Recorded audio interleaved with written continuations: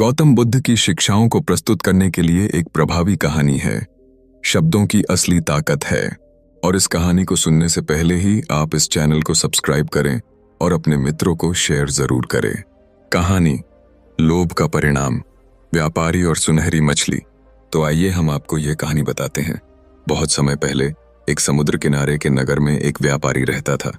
वह चतुर तो था, लेकिन अत्यधिक लालची भी। एक दिन मछली बाजार में उसे एक सुनहरी मछली दिखाई दी। उसकी चमक देखकर व्यापारी ने सोचा, इसे मैं पाल लूंगा और फिर इसे ऊंचे दाम पर बेचकर बहुत धन कमाऊंगा। वह मछली को घर ले आया और एक सुंदर शीशे के टैंक में रख दिया। सुनहरी मछली बोल सकती थी और उसने व्यापारी से कहा, यदि तुम मुझे समुद्र में छोड़ दोगे तो मैं तुम्हारी 3 इच्छाएं पूरी कर दूंगी। व्यापारी के मन में लालच जागा। उसने पहली इच्छा मांगी, मुझे इतना धन दे दो कि मैं नगर का सबसे अमीर बन जाऊं। अगली ही सुबह उसका घर सोने चांदी से भर गया। कुछ समय बाद उसने दूसरी इच्छा मांगी, मुझे राजमहल जैसा घर और नौकर चाकर चाहिए। वह भी पूरी हो गई। अब व्यापारी तीसरी इच्छा पर सोचने लगा, अगर मैं अमर हो जाऊं तो हमेशा इस ऐश्वर्य का आनंद लूंगा। मछली ने कहा, सोच समझ कर मांगो, लालच अनर्थ भी ला सकता है। लेकिन व्यापारी ने उसकी चेतावनी अनसुनी कर दी। तीसरी इच्छा के साथ ही व्यापारी तो अमर हो गया, लेकिन अचानक उसका सारा धन, महल और लोग गायब हो गए। वह अकेला, निर्धन और बूढ़ा होते हुए भी न मर पाने वाला बन गया। सुनहरी मछली ने जाते जाते कहा, धन समझदारी से मांगो, क्योंकि लोभ का परिणाम हमेशा दुख होता है। सीख, लालच कभी भी संतोष नहीं देता, बल्कि जो हमारे पास है वह भी छीन लेता है। अमर होने के बाद व्यापारी को लगा कि अब वह कुछ भी कर सकता है। वह नए नए नगरों में गया, सोचा कि वहां से फिर धन कमाएगा। लेकिन समय के साथ लोग उसकी चालाकी और लालच पहचानने लगे। कोई उससे व्यापार नहीं करता, कोई उसे अपने घर में नहीं बुलाता। साल बीतते गए, उसका शरीर कमजोर और झुर्रियों से भर गया, पर मौत कभी नहीं आई। वह भीख मांगने लगा, लेकिन लोग कहते, यह वही व्यापारी है जो कभी नगर का सबसे अमीर था। लोभ ने इसे आज भिखारी बना दिया। एक दिन समुद्र किनारे वह थका हारा बैठा था। उसे वही सुनहरी मछली दिखाई दी। उसने रोते हुए कहा, मुझे माफ कर दो, मेरा लोभ ही मेरा सबसे बड़ा शत्रु था। मछली ने उत्तर दिया, मैंने तुम्हें पहले ही चेतावनी दी थी। अब तुम जो भोग रहे हो वह तुम्हारे कर्मों का फल है। लेकिन यदि तुम मन से सच्चा पश्चाताप करोगे और लोगों की मदद करोगे तो तुम्हारा दुख कम होगा। उस दिन से व्यापारी ने लोभ छोड़ दिया और जो थोड़ा बहुत वह कमा पाता उससे दूसरों की मदद करने लगा। धीरे धीरे उसका मन शांत हुआ। वह अब भी अमर था, लेकिन उसकी अमरता अब सजा नहीं, बल्कि दूसरों के लिए सेवा का अवसर बन गई। सीख जारी, लोभ हमें पतन की ओर ले जाता है, लेकिन सच्चा पश्चाताप और सेवा जीवन को फिर से सार्थक बना सकते हैं। सालों तक सेवा और दान करने के बाद व्यापारी का नाम फिर से लोगों की जुबान पर आने लगा, लेकिन इस बार लालची व्यापारी के रूप में नहीं, बल्कि समुद्र तट का दयालु वृद्ध के रूप में। एक सुबह जब वह किनारे पर बच्चों को मछली पकड़ने से मना कर रहा था, सुनहरी मछली फिर उसके सामने प्रकट हुई। उसने कहा, तुमने अपने कर्मों से अपना भाग्य बदल दिया है। अब मैं तुम्हें एक अंतिम वरदान दूंगी। व्यापारी ने गहरी सांस लेकर कहा, मैं केवल एक ही वरदान चाहता हूं, मृत्यु का अधिकार, ताकि मैं इस संसार को शांति से छोड़ सकूं और जो समय मिला है उसका अंत कर सकूं। मछली मुस्कुराई और बोली, अब तुम्हारा लोभ समाप्त हो चुका है और तुमने सेवा से अपने पाप धो दिए हैं। अब तुम मुक्ति पा सकते हो। कुछ ही क्षणों में व्यापारी ने अपनी आंखें बंद की। उसके चेहरे पर एक संतोष भरी मुस्कान थी, मानो वह जान गया हो कि सच्ची संपत्ति सोना चांदी नहीं, बल्कि दूसरों के जीवन में लाई गई खुशी है। अंतिम सीख, धन और लोभ क्षणिक हैं, लेकिन सेवा, दया और संतोष यही जीवन की सच्ची विरासत है। व्यापारी के जाने के बाद नगर के लोगों ने उसकी स्मृति में समुद्र किनारे एक छोटी सी पत्थर की प्रतिमा बनाई। उस प्रतिमा के नीचे लिखा था, जो लोभ में डूबा वह पतन में गिरा, जो सेवा में डूबा वह अमर हो गया। बच्चे जब भी वहां खेलते, बुजुर्ग उन्हें व्यापारी और सुनहरी मछली की कहानी सुनाते। धीरे धीरे यह कथा पूरे क्षेत्र में फैल गई। समुद्र किनारे आने वाले मछुआरे भी मछलियों को अनावश्यक रूप से नहीं मारते, क्योंकि उन्हें लगता था कि कहीं वो भी कोई जादुई प्राणी न हो जो उनका जीवन बदल दे। सालों बाद नगर में सेवा और दान की परंपरा इतनी मजबूत हो गई कि लोग कहते थे, यह नगर व्यापारी की गलती और उसके प्रायश्चित से बना है। सुनहरी मछली अब भी समुद्र की गहराइयों में तैरती थी, लेकिन समय समय पर वह किसी सच्चे दिल वाले इंसान की मदद करने तरह सतह पर आ जाती, और हर बार उसकी आंखों में वो चमक होती मानो वह कह रही हो, लोभ से नहीं, प्रेम और सेवा से अमर बनो। सदियों बाद भी उस समुद्र किनारे का नगर अलग ही पहचान रखता था। लोग दूर दूर से आते और व्यापारी की प्रतिमा के सामने खड़े होकर मौन प्रार्थना करते। कहा जाता था कि अगर कोई वहां खड़े होकर सच्चे मन से सेवा का संकल्प ले तो उसका जीवन बदल जाता है। एक दिन एक युवा व्यापारी वहां आया। उसकी आंखों में वही चमक थी जो कभी बूढ़े व्यापारी की आंखों में थी, चमक लेकिन लालच की। वह प्रतिमा के पास जाकर हंसते हुए बोला, कहानी तो सुनी है, लेकिन यह तो बस बच्चों को डराने वाली बात है। लोभ से ही तो बड़ा आदमी बनता है। उसी रात जब वह समुद्र किनारे टहल रहा था, गहराइयों से एक सुनहरी लहर उठी और लहर में से वही सुनहरी मछली प्रकट हुई जो सदियों से केवल सही समय पर ही सामने आती थी। मछली ने गहरी आवाज में कहा, तुम्हारे दिल में लालच है, लेकिन मैं तुम्हें एक मौका दूंगी। क्या तुम उस बूढ़े व्यापारी की तरह गलती करना चाहोगे या उसकी तरह बदलना चाहोगे? युवा व्यापारी हक्का बक्का रह गया। उसने पहली बार महसूस किया कि यह सिर्फ कहानी नहीं बल्कि चेतावनी है, समुद्र की, समय की और कर्मों की। उस रात उसने प्रतिमा के सामने घुटनों पर बैठकर मन ही मन एक व्रत लिया। मैं धन कमाऊंगा, लेकिन किसी की कीमत पर नहीं। मेरी पहचान मेरे काम से होगी, मेरे लोभ से नहीं। मछली धीरे धीरे समुद्र में विलीन हो गई, लेकिन उसकी सुनहरी चमक लहरों में देर तक झिलमिलाती रही, मानो आने वाली पीढ़ियों को याद दिला रही हो कि लोभ का परिणाम विनाश है और सेवा का परिणाम अमरता। लोभ का परिणाम अध्याय, अगली पीढ़ी की कसौटी। युवा व्यापारी, जिसका नाम आरव था, अब नगर में अपने काम के लिए जाना जाने लगा। वह ईमानदारी से व्यापार करता, गरीबों की मदद करता और हर साल समुद्र किनारे एक बड़ा भोजन भंडारा आयोजित करता। लेकिन समय बीतने के साथ उसके सामने एक नई चुनौती आई। उसका अपना बेटा विवान बचपन से ही महंगे कपड़े, खिलौने और ऐश्वर्य का शौकीन था।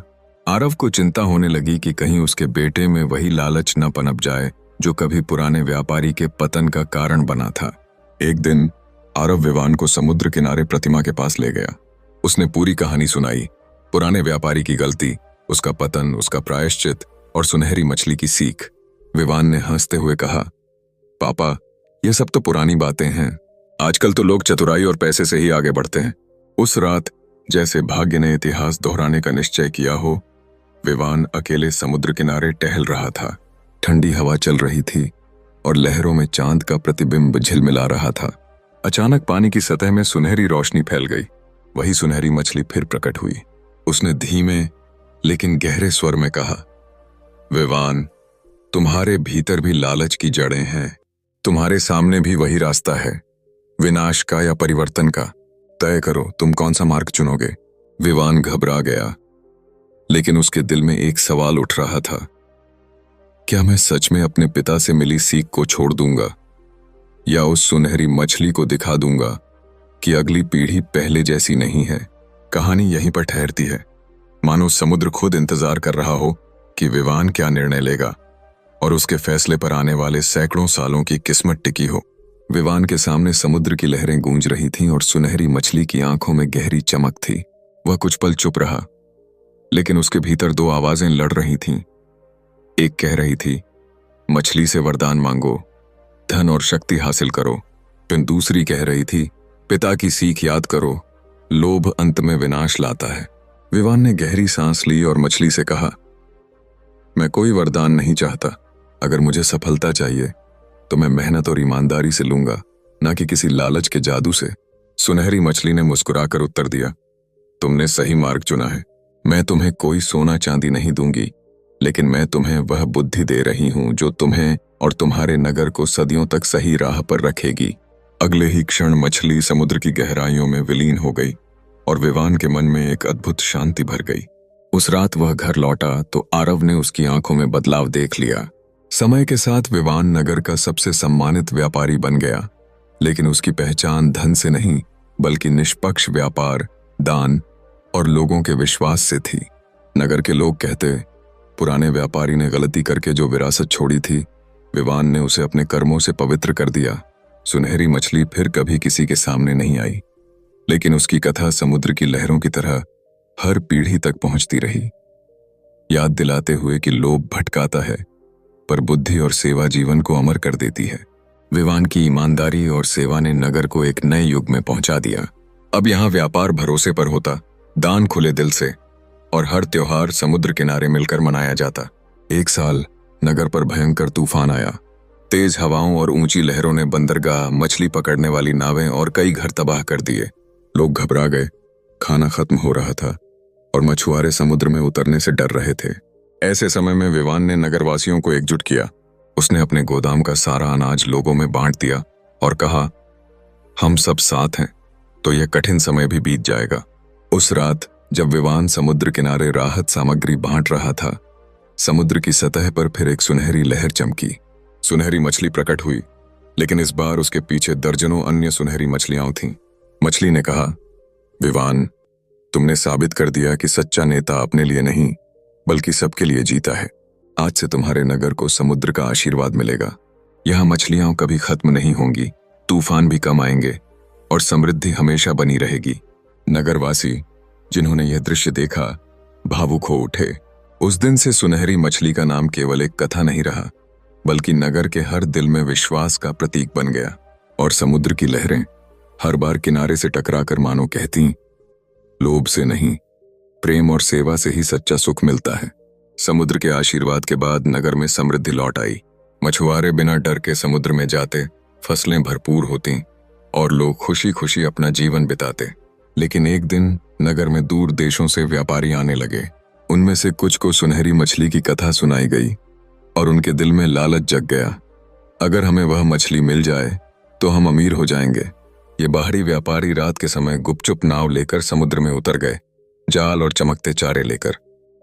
उन्होंने पूरे समुद्र को छान मारा, लेकिन सुनहरी मछली कहीं नहीं मिली।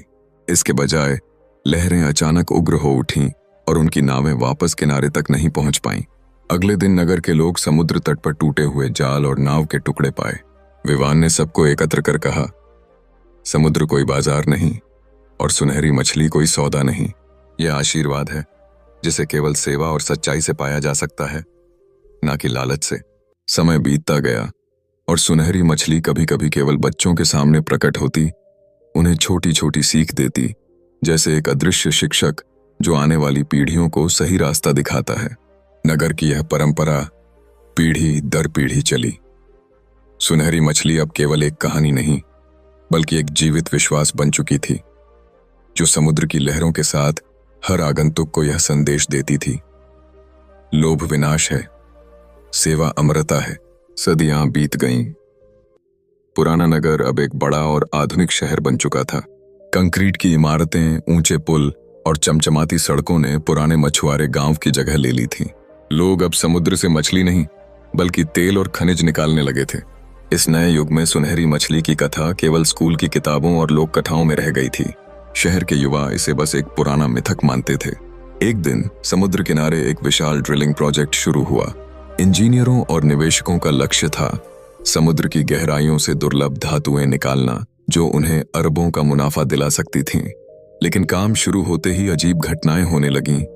मशीनें बार बार खराब हो जातीं, पानी का रंग अचानक सुनहरी झिलमिलाहट में बदल जाता और रात के समय कुछ श्रमिकों को पानी से एक हल्की सी आवाज सुनाई देती, रुको, यह तुम्हारे लिए नहीं है। एक युवा समुद्री जीव विज्ञानी अन्या इस प्रोजेक्ट में शोध के लिए आई थी। बचपन में उसने अपनी दादी से सुनहरी मछली की कहानी सुनी थी, लेकिन उसे यह बस कल्पना लगती थी। जब तक कि एक रात वह खुद पानी के किनारे उस सुनहरी मछली को देख नहीं लेती।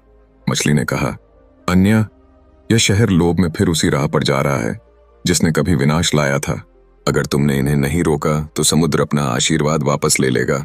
अन्या के सामने अब वही चुनौती थी जो कभी पुराने व्यापारी, आरव और विवान के सामने थी। लेकिन इस बार दांव पर केवल एक नगर नहीं बल्कि पूरी आधुनिक सभ्यता थी। अन्या सारी रात बेचैन रही। उसके दिमाग में सुनहरी मछली की चेतावनी गूंज रही थी। सुबह होते ही वह प्रोजेक्ट के मुख्य कैंप में गई और मीटिंग बुला ली। इंजीनियर, निवेशक और सरकारी अधिकारी सभी मौजूद थे। अन्या ने समुद्री जीवन के बारे में डेटा और तस्वीरें दिखाईं। कैसे ड्रिलिंग से कोरल रीफ नष्ट हो रहे थे, कैसे मछलियों की प्रजातियां विलुप्त हो रही थीं और कैसे समुद्र का पारिस्थितिकी तंत्र खतरे में था।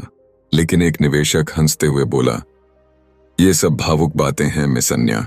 हम यहाँ अरबों कमाने आए हैं, मछलियों को बचाने नहीं।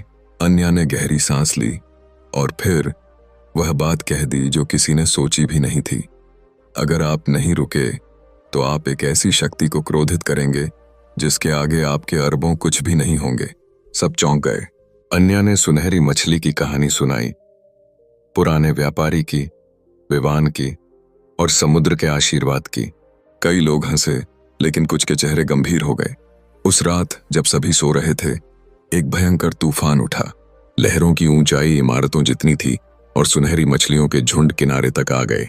उनकी आंखों में कोई डर नहीं था, बस चेतावनी। सुबह तक ड्रिलिंग का आधा उपकरण बह चुका था। अब निवेशक और अधिकारी घबराए हुए थे। अन्या ने कहा, यह आखिरी संकेत है। अगर हम समुद्र को लौटाएं जो हमने छीना है तो वह हमें माफ कर देगा। लोगों ने उसकी बात मानी। ड्रिलिंग प्रोजेक्ट रद्द कर दिया गया और उसकी जगह समुद्री संरक्षित क्षेत्र बनाया गया। कुछ महीनों बाद मछलियों की संख्या बढ़ने लगी।